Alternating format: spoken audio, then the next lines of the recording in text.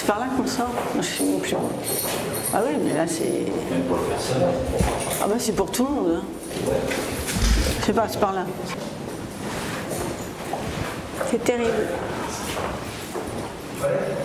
C'est minuscule. Au niveau des normes de sécurité, c'est terrible. Là, je pense que là, tout est, voilà, c'est extrêmement exigu au niveau du parloir lui-même. Et puis il n'y a aucune humanisation.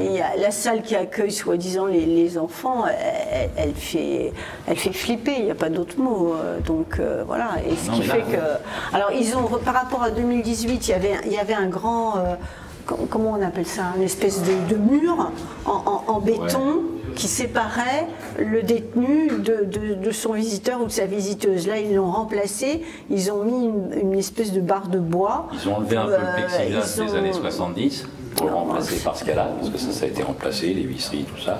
Mais bon, Mais ça reste... là, c'est un claqué.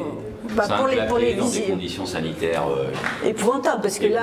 Il n'y a aucune humanisation. Et moi, ça m'avait frappé en 2018. On ne laisse pas des enfants voir son père, sa mère, voir la famille dans des conditions comme ça. Enfin, même si là, on a vu qu'il y a eu un effort on va dire de peinture, mais c'est le fait même, le positionnement en sous-sol des parloirs est inhumain. L'odeur est terrible. L'odeur, c'est une odeur vraiment d'humidité, comme si personne ne venait jamais. Quand je vois qu'il y a 22 000 personnes qui sont passées dans des locaux comme ça, là par contre je peux vous dire que j'ai honte. Y compris ceux qui travaillent ici. Ah oui, c'est pour le personnel aussi.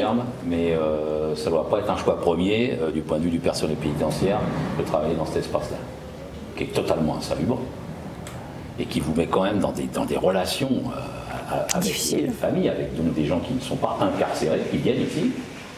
Certes, ils ont quelqu'un de leur connaissance ou de leur famille, etc. Non, mais là, c'est...